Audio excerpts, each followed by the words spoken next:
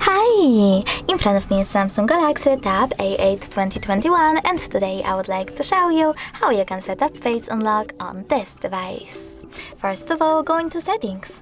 Now you need to scroll down and choose Biometrics and Security. Then click on Face Recognition, enter your current screen lock, and read the disclaimer. When you're ready, choose Continue and remember to keep your face in frame.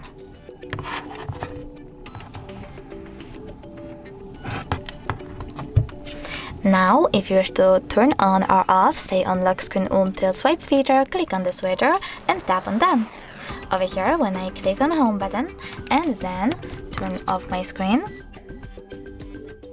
come on, now turn it back on.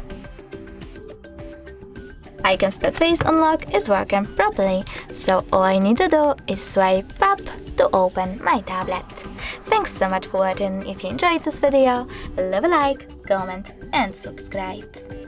Bye!